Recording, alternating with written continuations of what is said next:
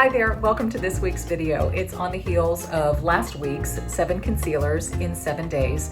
There were a lot of questions that came in from you all about, well, what about the ridges or the deep hollows under the eyes? And it's more than hyperpigmentation. How do I get rid of that? Or what about bags? So I thought I would take these questions and bring it to somebody who has some definitive answers for you. The subject of today's video is the truths and myths behind under eye filler. And I'm going to do a first-time demo myself. So come on, let's go.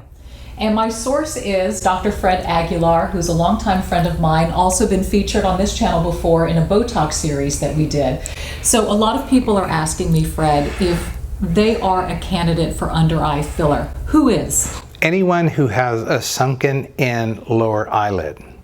Thank you for having me, Dominique. Always. But the lower eyelids can sink in because of aging. They can sink in because hereditary reasons may come into play, meaning you have a sunken in eyeball earlier in life than other people. Right. It can be people who've had trauma in the past and their orbits are different shapes, and we can use filler to balance them. When people get older, the lower eyelids get longer because of aging of the face. The facial mid-face tissues fall downward and the lower eyelids get longer. That's how I know someone's over the age of 45. And so fillers are designed to hide that aging process. The problem is that people who age more quickly than others usually have fat bulging in the lower eyelid. Yeah. So that's a problem, because if their fat's bulging too much, then you have the lower eyelid hitting the fat, creating a bump, creating a valley underneath, and then the bone. So you have valley, bump, valley. And so those people have to ask themselves, do I really need filler, or do I need the fat removed and the skin tightened? Have I told people they're not candidates for filler in the past? I sure have. And it's people who have big bulging fat pockets, because we can't ask the filler to match up with those bulging fat pockets, because all we're doing is going to add a glob of another bulging substance. They won't like it and it won't look good.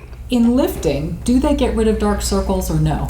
That's a great question, and dark circles come from two things. One is the light that is being absorbed by the lower eyelid skin is one of the biggest reasons for the darkness. If you have a lot of extra skin in the lower eyelid, it pools, it comes together down at the base just above the bone.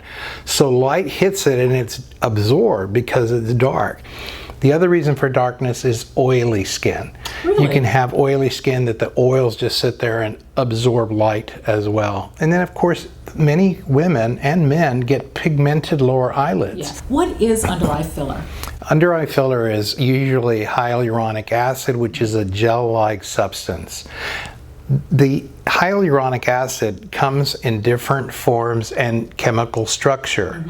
So the caveat here is that Juvederm is not one that we use in the lower eyelids, because it's too thick, it's too much water, and they tend to glob together. So you need to use Restylane in the lower eyelids because it has less viscosity, less attraction to itself.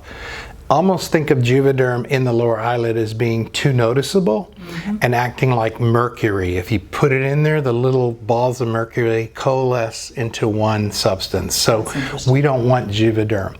Your approach is different. You like to do a little bit over a period of time. Why is that? It's a great point. The reason that I like to put small amounts in is that the level that we're putting it in cannot be close to the skin edge. In other words, the injection being too superficial to the skin creates more noticeability of that filler. So in the lower eyelids, I like to go down to the level of the bone and layer it in there and allow that to lift everything up. There's two advantages to that. One, you're not hitting the big blood vessels that exist on the lower eyelid, so your likelihood of getting a bruise is lower. Two, because it's on the bone, it provides a good base for that filler to exert its effect. And three, it's less noticeable. And my reasoning is, if I'm going to do one syringe, I would like to do a little bit at a time and bring you back in 2 weeks and do a little bit more to onlay onto what we've already done. I've seen too many patients that get one whole syringe put in each lower eyelid, and that's way too much. And then you're having patients who are unhappy because they're too full. They can see the globs of stuff that's in there. Right. They're unhappy. Is there anybody who's not a candidate? Allergic reactions, complications? We've not had anybody that I know of who's really had an allergic reaction to hyaluronic acid. I think it's a great substance. It's very neutral. I've had people who are very nervous, so I test them on their arm just to prove to them that they're not going to have an allergy reaction. How long does it last? It lasts up to a year. Wow. I tell patients it will last up to a year, but at 10 months we should start evaluating whether they need more or not, because some people burn it up a little faster than others. That's amazing. I didn't expect that. Yeah. Talk to us about the importance of going to the right doctor for this. Well, you need to go to a doctor who's board certified, either a dermatologist who has a lot of experience, a plastic surgeon, a facial plastic surgeon. Try to stay away from spas that have emergency room doctors, family practitioners that don't really have the capable training to do this properly. Always look and make sure that your doctor's board certified. All right. Well, I have a few. I've got some hollows, Fred. Well, let's go take care of it. Okay. There's no numbing cream. No numbing cream. This has xylocaine with it. Oh, I see. And it's a 30 gauge or a 27 gauge needle, which actually most people tolerate that. Almost everybody tolerates it beautifully. Okay. Now the people that don't are the scaredy cats who don't want a needle anywhere in their sight. Okay. So we can put numbing medicine on 20 minutes before we actually do the procedure, but it's helpful if they let us know ahead of time so we can allow them that to time. sink in. Okay. So with you, you're a good candidate for the tear trough in the middle aspect of the lower eyelid on both sides. You're not sunken in over here in the middle and laterally. You look great. But just in the middle part, you do have a little bit of sunken area. Yeah. So that's the very middle part of both tear troughs we're going to inject. We're going to go ahead and start, if that's okay with you. Well, let's do it. And we're going to go close to the bone, down below. Inject quickly and effortlessly. In very small amounts. You might hear it going in. Sounds a little crunchy. Yeah, but it's nothing bad, and we put a little bit at a time. That was nothing to me. And then I hold pressure just because I just stuck a needle in you, so we don't want it to bleed at the skin level. Got it. And you can see that you've filled out. And you look flatter. That's cool. And a little lighter, actually, because you're pulled out. So did that hurt badly, do you think? No, not at all. So you did really well. Yeah, and it's so quick. I know. And you're going to get numb now because there's numbing medicine in the Restylane. Wow. And for your listeners, we are using Restylane, not anything else right now. And that's the long and short of that on the right side. And we're going to hop over to the other side now and do the other side. I'm just going to hold pressure for another minute. I can hold it. Okay, got it right there. I am multi-talented here. I'm shooting a video. I'm holding the cotton. What else do you need? You need to answer phones? You're impressive, that's for sure. I'm telling you. Answer things the that phones. we do. All right. My gosh. Okay, then we got it now. Okay. Okay, so now we're going to, and people should be able to see this side even better because there's no shadow and I'm not standing in the way. But again, this side from here, the middle on out is not depressed. Right. In here, we're going to pop that out. Same thing.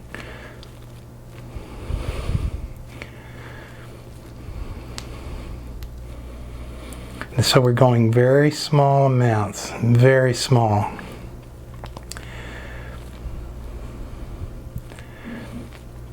And we're done. I mean, that's nothing. Botox hurts. You're absolutely right. 100 times more. Botox we do with a 30 gauge needle or a 31, and people can't stand that needle. It's horrible. It hurts so much more than a 27 needle. Yeah. For some reason, people tolerate. And so now that depression is out, and we barely put in very little. So that's why I like to go a little bit at a time. The other thing that, and we didn't mention this in the earlier part of the video, but you know, this whole area for fillers is called the danger area because people can inject too much too fast and cause blindness. Wow. So you want to be able to go slow, Right. low pressure injections, and inject as you withdraw and not inject as you go in. And essentially you're done. And I would like to look at you in 2 to 3 weeks and see if we need to lay on just a tiny bit more. But I still have lots of your Restylane left, and I will save it in the office and we can use it over the next 6 to 8 weeks. That's and incredible. it will actually keep up to a year. And then all I have to do is just for redness, just Right. cover with concealer. Concealer, right. Yeah. And you shouldn't even get any bruising. You haven't bruised from my injection. There's Right. no bleeding that's occurred because we went down to the bone layer and leveled it up. And what's the cost for something like this? $675 per syringe. So again, if you break that out over 10 or 12 months, that's $65 a month or less. Right. So it's a very cost-effective solution. And do you feel a little numbness right now? I feel nothing. Honestly, That's awesome. Fred, I feel like I've had nothing done. There you go. I can't believe it. So And it should be. It's great. And will there be any residual swelling? I don't think there'll be any swelling, really. I'm holding pressure again and again, but I typically hold pressure for an extra 1 or 2 minutes per side. Right. And that seems to be enough. I've never had anyone get a big bleed once they've left the office. Great. At all. Now, just to let people know, filler here does not do anything for wrinkles, correct? Correct. Oh, that's a very good point. Yeah. We cannot possibly put in filler in a controlled way to elevate every wrinkle you have on your lower eyelids. Right. And if you have a lot of wrinkles, then you're probably a candidate for a lower lid blepharoplasty for me to get rid of the extra skin that's there Right. and tighten it up a bit. And that's a quick 5-day recovery. A lot of people think it takes longer, but it doesn't.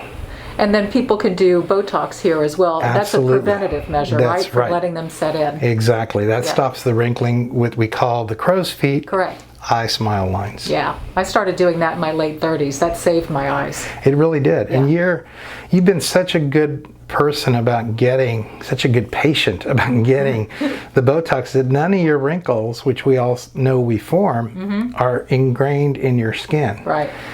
And that's why you use Botox starting early.